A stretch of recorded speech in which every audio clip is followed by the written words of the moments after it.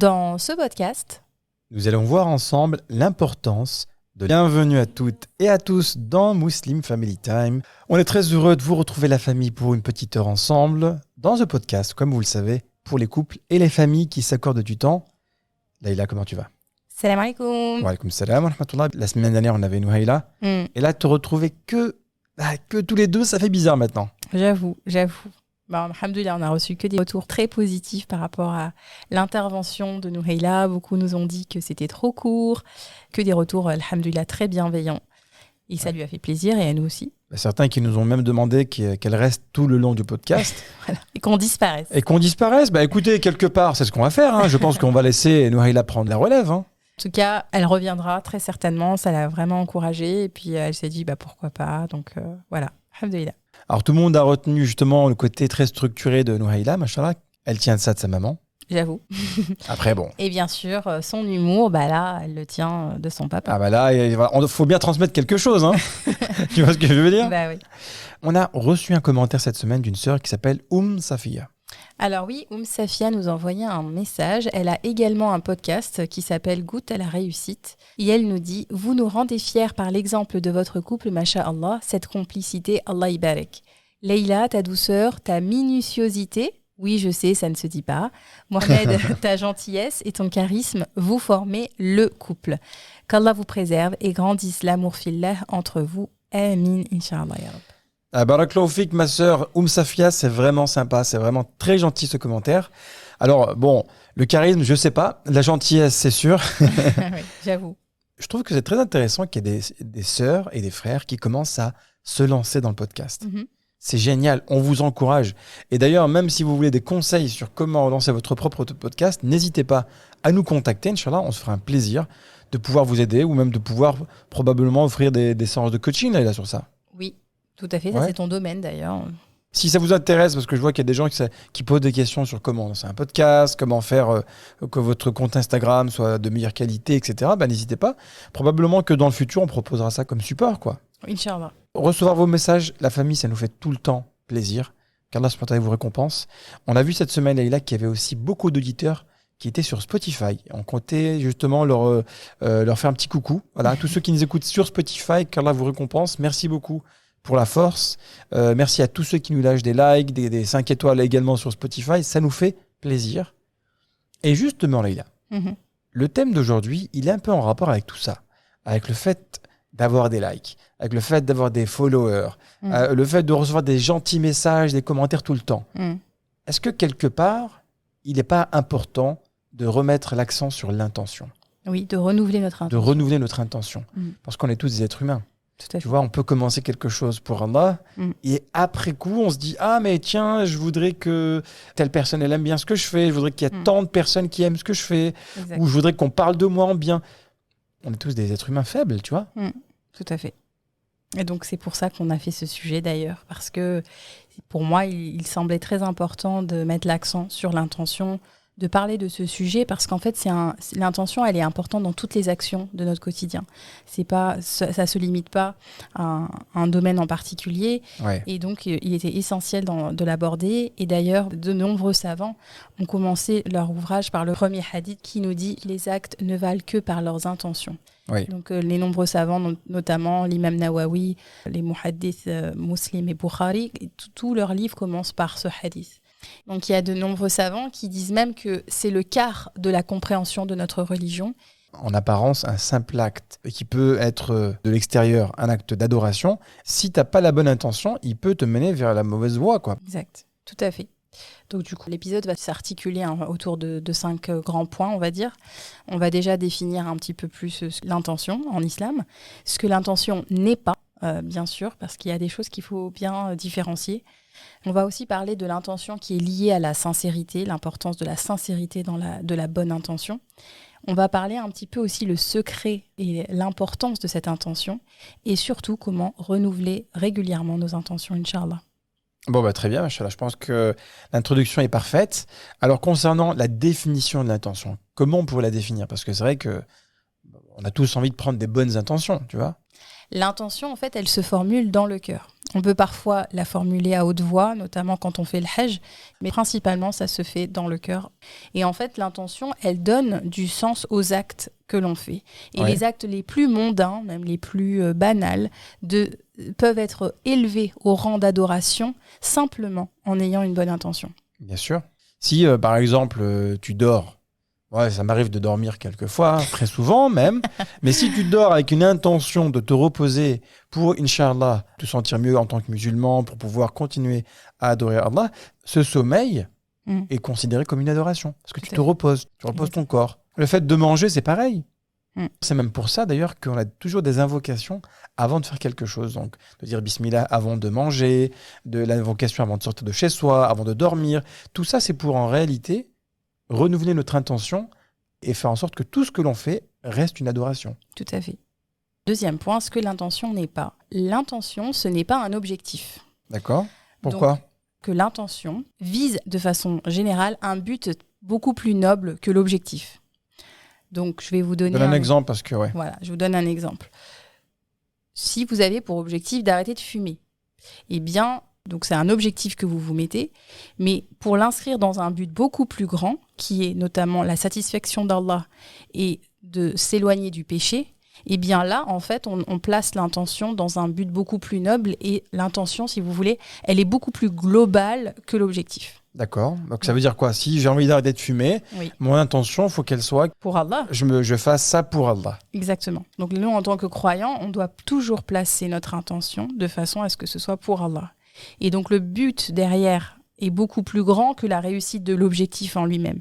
Parce que quand, par exemple, on dit qu'on arrête de fumer et que finalement on tombe parce que c'est difficile, on demande pardon à Allah et on réessaye. Subhanallah, Allah nous récompense même dans cette volonté de toujours se rapprocher de lui, et même si on se trompe. Tu as un objectif et tu as l'intention derrière. C'est ça. C'est que si tu veux atteindre ton objectif, tu peux l'atteindre, mais parfois tu n'as pas l'intention. Oui. Ton objectif, c'est de te réveiller au Fajr. Ton intention derrière, c'est pour plaire à Allah, pour aller à la mosquée, pour prier, etc. Mais ton intention peut être très bien de te réveiller très tôt le matin pour aller faire du sport, par exemple. Donc si tu te mets l'intention pour Allah, tu auras évidemment une récompense. Tu auras la satisfaction d'Allah. Tout à fait. Alors aussi, l'intention, ce n'est pas une attente. C'est différent. D'accord. Donc j'explique un petit peu. L'intention, c'est une formulation du cœur et pas de l'ego. Alors que l'attente, c'est une formulation de l'ego. Donc par exemple, si on attend quelque chose, un résultat, on est dans l'attente qu'on entreprend quelque chose parce qu'on veut tel résultat. En fait, ça, c'est notre nefs, c'est notre ego qui veut absolument qu'on obtienne ce résultat-là. Alors que l'intention, comme je vous l'ai dit, même le processus d'avoir une belle intention et d'échouer dans cette intention, eh bien, elle est récompensée auprès d'Allah. Ouais, d'accord. Donc, donne un exemple, Mohamed, parce que toi, tu sais bien illustrer. Alors, les exemples, quand tu as une intention, tu n'attends pas de résultat. Tu n'es pas là en train d'attendre quelque chose. Tu es en train juste de dire « je commence ». Tu vois. Après, le résultat, peu importe, mais toi, tu as déjà ton intention qui est formulée. Tu vois. Donc, quelque part, tu lâches prise par rapport à toutes les autres notions parce que dans ta tête, tu as dit « Bismillah, je fais ça pour Allah ». Tu vois. Remets à lui. Un exemple très parlant. On lance un podcast tous les deux. D'accord ? Dès qu'on a commencé, on s'est dit, il y a 2 personnes qui nous écoutent, ou 1 million, pour nous, c'est pareil. Donc, on n'est pas dans l'attente, tu vois, que demain, ça marche ou ça marche pas. Mais Alish, c'est pas grave. Pourquoi ? Parce que notre intention, c'est de plaire à Allah. On fait ça pour Allah. Tu vois ? Même si ça prend pas, donc justement, par exemple, s'il n'est pas du tout écouté, eh bien, nous, notre intention, elle reste la même, elle reste pour Allah, en fait. Exactement. Donc, même si on échoue dans cette démarche, eh bien, on sait que notre intention, elle était pour plaire à Allah. Tout le bien que l'on dit provient d'Allah. Et tout ce que l'on dit qui est malheureusement des belles choses, elles viendront de nous. Ça vient de nous, il n'y a pas de doute. Ça vient de notre... Donc si Allah nous facilite, Inch'Allah, dans la propagation de la belle parole et dans des beaux rappels, Inch'Allah, et que ça touche les cœurs, c'est qu'on est simplement des sabab, des causes. Et du coup, en fait, quand tu n'as pas la bonne intention, qui n'est pas faite pour Allah, mais ton intention, c'était, par exemple, de réussir autre chose, ben, une fois que ton objectif n'est pas atteint, et ben là, du coup, tu arrêtes. Parce que ton intention première n'était pas faite pour Allah. C'était fait pour plaire aux gens. Du coup, tu n'arrives pas à plaire aux gens, tu arrêtes, tout simplement. Oui, tout à fait. Du coup, c'est très important d'avoir la bonne intention dès le départ. Tout à fait, c'est très important. Est-ce que tu connais l'histoire du monsieur qui faisait la prière ? Je la place comme ça. Oui, vas-y. Alors ça, c'est un monsieur qui fait la prière. Et en fait, il n'a pas une bonne intention. Donc il prie. Et dans la mosquée, il y a d'autres personnes qui le regardent. Et de la façon dont il prie, franchement, ça se voit qu'il prie trop bien. Tu vois, il fait les bons gestes. Allahu Akbar. Et les gens, ils le regardent, ils disent, oh, mashallah, comme il prie. Sami Allah wa liman hamida. Tu vois, comme les gestes, toute la posture, il a le bon qamis, il est tout bien. Et lui, en fait, il les entend parler sur lui, il est trop en kiff. Et tu vois, il est trop content. À la fin, comme ça, il finit sa prière, il fait salam alaikum, salam alaikum, salam alaikum. Il les regarde, il leur dit, et en plus, je jeûne. C'est-à-dire que lui, il était à fond pour recueillir quelque chose de la part de ces gens, de l'attention. Tout à fait. Et son intention première, elle n'était pas pour prier Allah, c'était juste pour simplement se montrer, montrer que c'était quelqu'un qui faisait bien la prière, etc. Vous voyez à quel point c'est dangereux, subhanallah. D'ailleurs, ton histoire, elle me rappelle tout simplement un hadith du prophète sallallahu alayhi wa sallam qui disait « Certes, les premiers des hommes qui seront jugés le jour du jugement dernier seront un homme qui est mort en martyr, il sera amené et Allah lui fera reconnaître ses bienfaits sur lui et il les reconnaîtra. Il dira « Qu'as-tu fait de ces bienfaits ?» Il répondra « J'ai combattu pour toi jusqu'à ce que je meure en martyr. » Allah dira « Tu mens. Tu as plutôt combattu pour que l'on dise que tu étais courageux et cela a été dit. » Ensuite, Allah ordonnera qu'on le traîne sur son visage jusqu'à ce qu'il soit jeté dans le feu. Un homme qui a appris la science, l'a enseigné et a lu le Coran.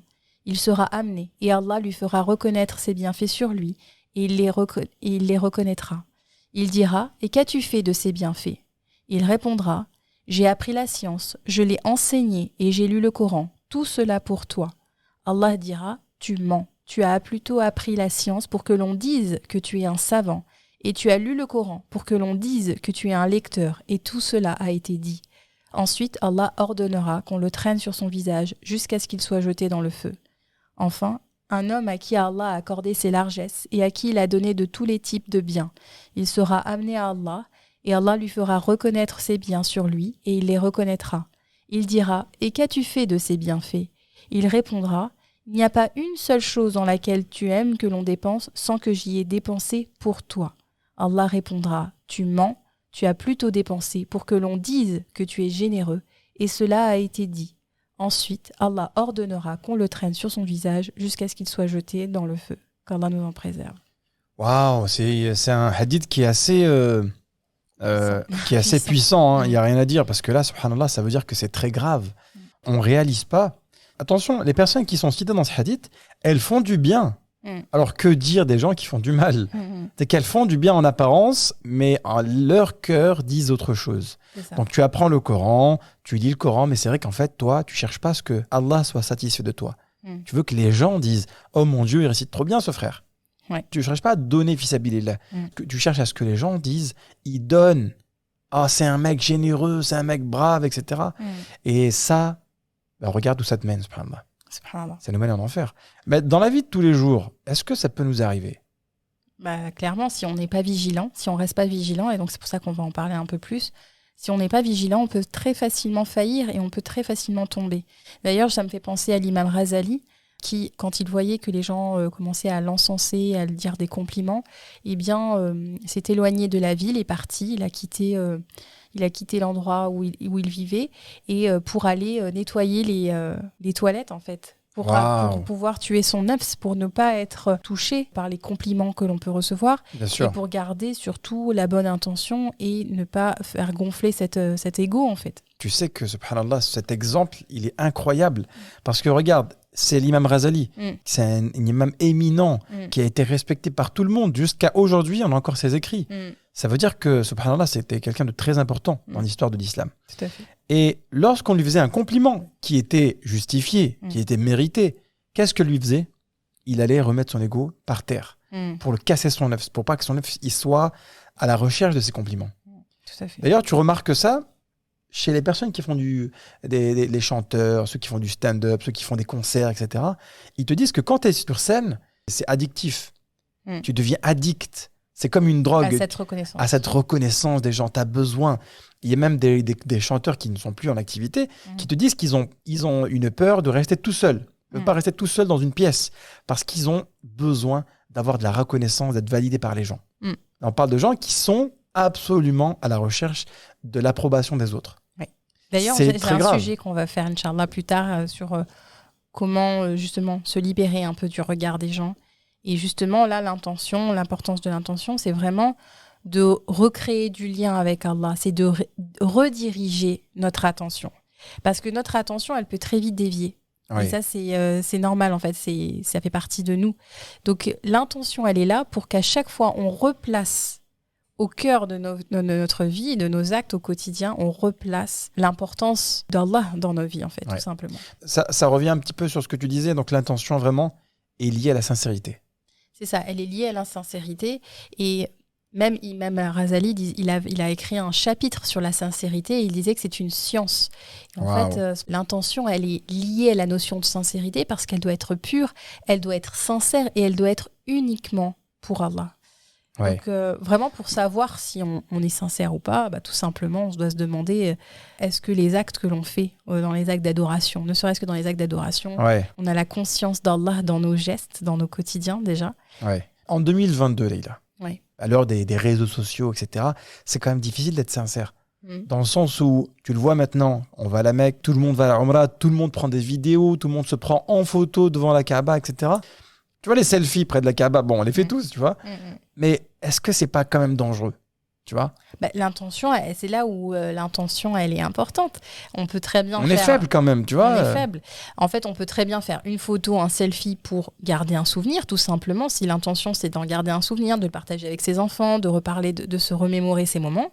Ou alors, si effectivement, on le fait systématiquement, si on est tout le temps accroché avec le téléphone, là, effectivement, on doit quand même se poser la question.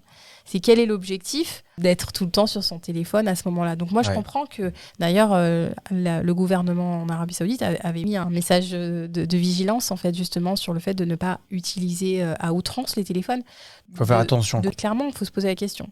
Et donc, vraiment, la notion de sincérité, elle demande à ce qu'on s'interroge, à ce qu'on fasse une introspection et qu'on se demande, est-ce que, finalement, les actes que l'on fait, est-ce qu'on le fait en fonction du regard des gens ? Nous-mêmes, en fait, quand on reçoit des messages de bienveillance, on peut le dire, ça nous booste. Ça nous booste, c'est motivant. C'est motivant. On n'est pas en train de dire qu'on n'est pas touché. Au contraire, on le dit en fait à toutes les personnes qui nous écrivent. Ça nous touche énormément. S'il y a des gens qui critiquent ou qui nous donnent des compliments, ça ne change rien à notre façon de travailler. Exact. Quel que soit le commentaire, s'il nous aide à nous améliorer ou si simplement il nous booste, c'est très bien. Par contre, ça ne changera pas notre façon de travailler. On sait qu'on fait pour Allah. Ouais, carrément. Et puis de toute façon, c'est pour ça qu'on va faire un podcast sur le regard des gens. De toute façon, on ne fera jamais l'unanimité. Et on en est conscient. Et on ne cherche pas l'unanimité. C'est pas ce qu'on cherche. Si vraiment, à chaque fois, la seule motivation, c'est effectivement de recevoir des commentaires, alors ça peut prêter à confusion parce qu'il y a des gens qui nous disent voilà pourquoi vous citez, par exemple, dans vos podcasts, vous citez les commentaires des gens. Alors, en plus, il y a des commentaires qui sont valorisants. Alors là, d'ailleurs, je l'ai expliqué dans la newsletter, c'est que pour nous, déjà, c'est une marque de reconnaissance. Vous qui nous écrivez, on vous lit. On vous lit et ça fait plaisir de se savoir lu. Donc pour nous, c'est important de remercier. Donc là, c'est plus un acte pour nous de gratitude et de reconnaissance plutôt qu'un acte de dire, on est les meilleurs, c'est génial ce qu'on fait, etc. C'est pas le but. Mais effectivement, ça pose la question de toujours se jauger, être vraiment très, très vigilant parce que c'est un travail intérieur. Et surtout quand on est deux, il y en a un qui peut peut-être le faire pour Allah et l'autre qui peut se dire, non, je veux les commentaires. Bien sûr, on ne sait jamais, bien sûr. Après, on est dans une société aussi où il y a la course au like, la course aux commentaires, la course aux vues, etc. C'est très dangereux.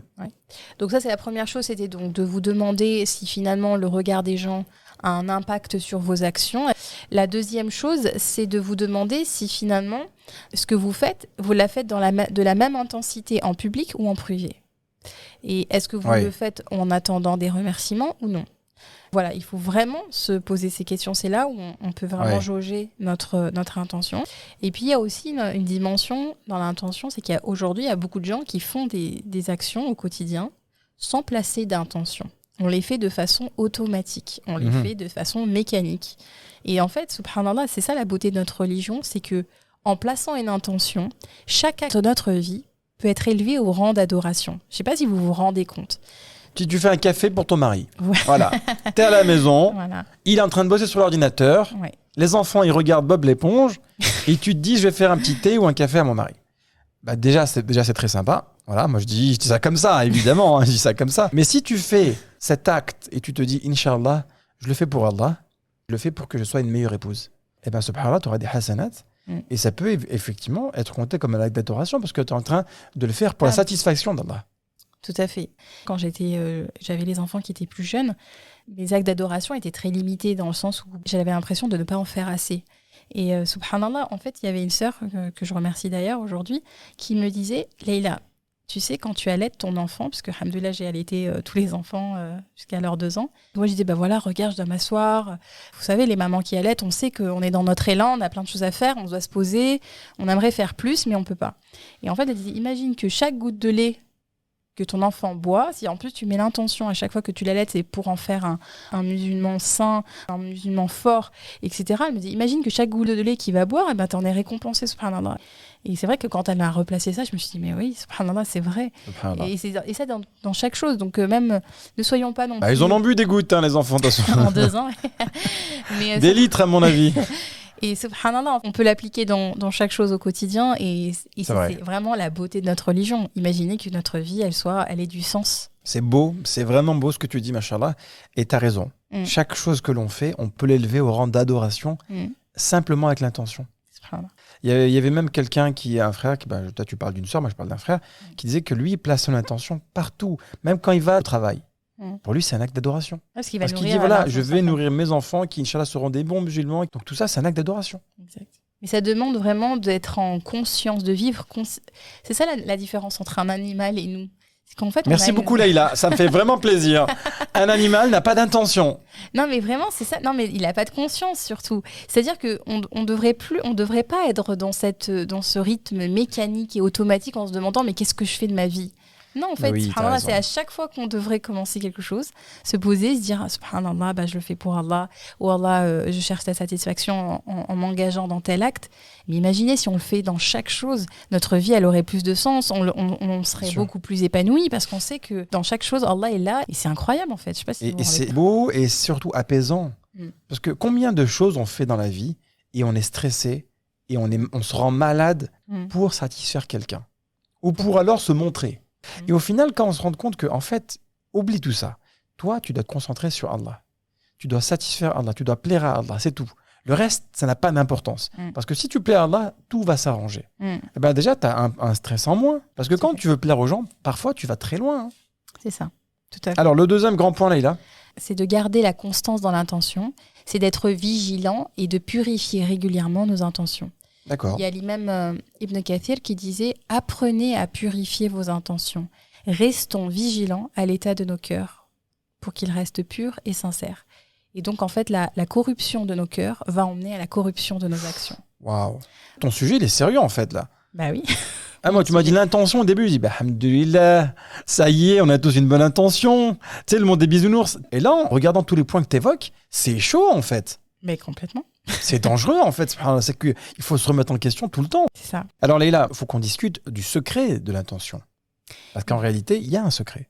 Et comme on disait, c'est que si l'intention, elle est mauvaise, eh bien, nos actes sont corrompus. Alors que, subhanallah, le pouvoir de l'intention, c'est la sincérité. C'est qu'en fait, Allah veut que nous fassions le premier pas de l'intention sincère et lui, il va faciliter par la suite. Subhanallah. Allah, il va, parce qu'on a une bonne intention, eh bien, la bonne intention va nous encourager vers la belle action. Je peux donner un exemple qui me concerne. J'avais 16 ans, j'avais aucun projet de me marier, mais j'avais une bonne intention. Oui. Tu vois, alhamdoulilah, j'ai trouvé une femme comme toi. J'avais pas de travail, j'avais pas d'argent, j'avais rien, mais j'avais que l'intention. Et là, il me restait que ça, quoi. Mais tu avais une belle intention. Mais j'avais que ça. Facilité dans cette voie. Exactement. Et des exemples comme ça, je peux t'en citer plein de frères, de sœurs qui n'avaient que leur intention. Allah leur a ouvert une nouvelle histoire. C'est vrai. Ils étaient dans une galère pas possible et ils ont trouvé une solution. Exact. Par contre, parfois, tu peux avoir l'argent, les moyens, le travail, la voiture, tout ce que tu veux, même la femme, tu peux même être marié, ce que tu veux. Avec la mauvaise intention, tu vas droit dans le mur. Exact. Quand on a l'intention pour Allah, Allah nous facilite. Donc, comme tu as donné un très bel exemple, celui de toi, tu avais l'intention de te préserver, de satisfaire Dieu, de ne pas tomber dans le péché, etc. Là, dans cet épisode, on focalise sur l'intention. Évidemment, ça ne fait pas tout. Il y a l'intention, puis après, il y a les causes. Bien sûr. Il y a les causes à entreprendre. On ne va pas se baser que sur l'intention. J'ai l'intention de ça, puis après, on attend, on croise les doigts. Non. Le musulman est proactif. D'accord ? Donc, il a l'intention, c'est son impulsion. Et ensuite, il doit passer par l'action. Ouais. Donc, mais vraiment, ce qu'on voulait montrer là, c'est que, subhanallah, l'intention facilite. Avec l'aide d'Allah, quand elle est sincère, quand elle est pure, Allah facilite. C'est comme par exemple, il y a des personnes qui, subhanallah, avant de se coucher, elles placent leur intention de se lever pour le fajr.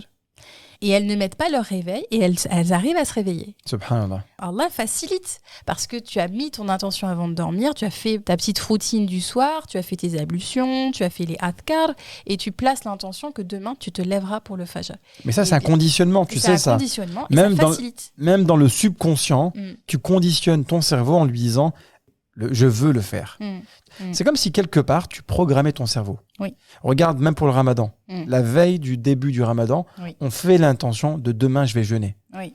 Quand on prie, on fait l'iqama. Oui. Ben, l'iqama, qu'est-ce que c'est ? C'est se préparer, c'est mettre son attention à faire la prière. Exact. Tu vois ? Chaque chose que l'on fait, toutes ces choses-là, on a une bonne intention dans tout ce que l'on fait. Exact. Ça t'arrive, Laïla, d'avoir des mauvaises intentions parfois ? Je suis un être humain, hein. J'ai pas prétention d'avoir toujours des bonnes intentions. Ouais. Non, en fait, Allahu Alam, j'ai toujours des bonnes intentions. Par contre, oui, elle peut être corrompue à un moment donné ou à un autre. Est-ce que tu peux dire que tu es une personne corrompue ? N'importe quoi. Non, je ne suis pas corrompue. Mais est-ce qu'on peut te corrompre ? Allez, vas-y, entre nous. Corrompre. Est-ce qu'on peut te corrompre ? Franchement, c'est difficile, non. Franchement, alhamdoulilah, par contre, par rapport à ça, non. Mais ce que je veux dire, c'est que l'intention, si elle n'est pas renouvelable, par exemple, je vais vous donner un exemple par rapport au podcast. Donc, nous, on le fait pour Allah. On renouvelle cette intention. À chaque fois qu'on prend le micro, moi, je me remets l'intention pour Allah. Mais par exemple, cette semaine, on va donner un exemple concret. Il s'est passé quelque chose. Cette semaine, on a eu du mal à enregistrer ce podcast. On a eu vraiment beaucoup de mal. On s'est dit, allez, on enregistre mardi soir. En fait, finalement, on était fatigués. Et ainsi de suite. À force, je me disais, mon intention, c'était de respecter mon engagement. C'était vraiment de le faire parce que dimanche, on n'a pas le choix. Ouais. Là, je lui ai dit, attends, dimanche, ça arrive et on n'a toujours pas enregistré le podcast. Donc là, en fait, je me suis mis la pression.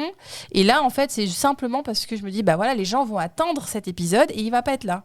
Donc là, forcément, si on n'est pas vigilant, là, c'est limite. Mon intention, elle était limite, là, à ce moment-là. Elle était limite, mais tu l'as fait dans un souci de respecter tes engagements.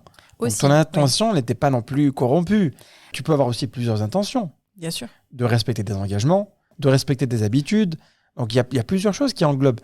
Si on dit qu'on le fait par Allah et c'est un engagement que l'on fait vis-à-vis d'Allah, on ne voudra pas la déception de Dieu. Tu es d'accord ? Oui. Voilà. Là, on est vraiment brut de pomme. Oui, mais là, moi, j'ai toujours été très admiratif.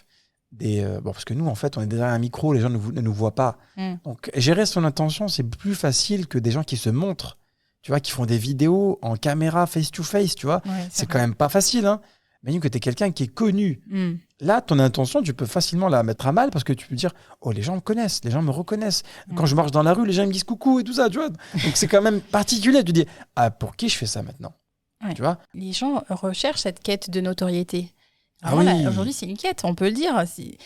Faut qu'on soit honnête. Les gens qui sont sur Instagram, il y a un besoin d'exister. En tout cas, c'est pour ça que vous ne verrez jamais. Voilà. Oui, c'est en partie pour ça aussi, pour se préserver et aussi parce que on veut se préserver et on veut garder l'intention de ce qu'on fait. C'est pour Allah. On espère qu'Allah accepte. Tout simplement. Bien sûr. Prenons le temps, tout simplement, dans la journée. Prenons le temps dans nos prières. À la fin de la prière, demandez-vous alors comment a été cette prière que j'ai faite. Est-ce que je l'ai faite rapidement ? Est-ce que je l'ai faite pour la satisfaction de Dieu ? Ou est-ce que je l'ai faite parce que faut vite la faire et que j'ai pas le choix ? Bien sûr. C'est pour chaque chose, en fait. Et si on donne du sens, on verra qu'on aura une vie beaucoup plus apaisée, beaucoup plus en conscience. Plus tranquille. Et en fait, subhanallah, on se sentira entouré et englobé de l'amour de Dieu. Parce qu'on sait que chaque chose que l'on fait, il est là, il nous voit et on le fait que pour sa satisfaction. Exactement. De toute façon, Allah va nous tester. Il nous teste justement pour voir notre intention. Oui. Pour voir si notre intention, elle est uniquement pour lui ou pas. En plus, on vient d'une culture quand même où le regard des gens, et c'est pour ça que très important. On fera un sujet vraiment dédié uniquement au regard des gens. Parce qu'on vient d'une culture, la culture maghrébine, la culture même africaine. On s'empêche de faire des choses pour les gens, on fait des choses pour les gens. Subhanallah. Donc vraiment, on fera un podcast dédié à ça, je pense. C'est prévu, Inch'Allah.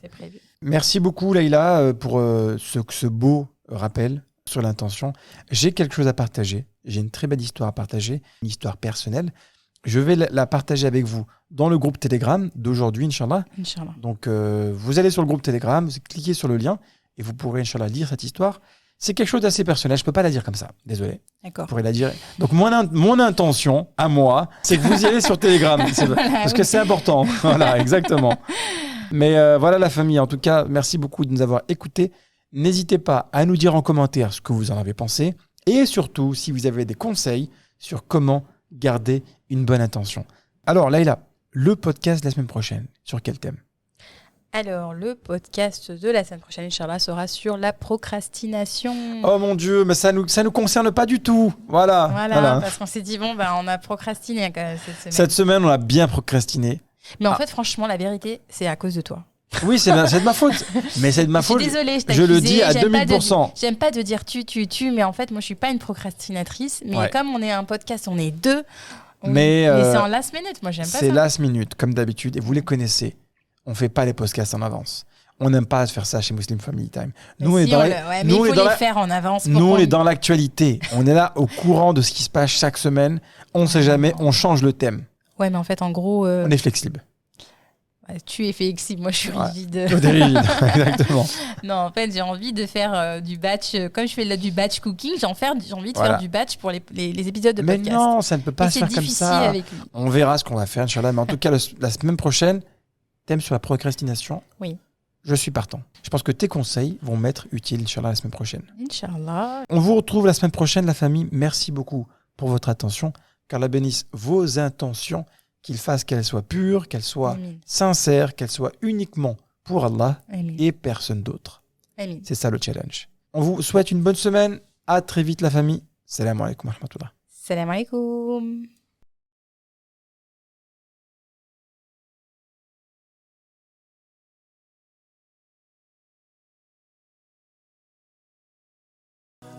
Plairont sûrement. Merci encore pour ton écoute. Et en attendant, n'oublie pas de remercier Allah pour tous les bienfaits que tu as au quotidien. À très vite. Salam alaikum.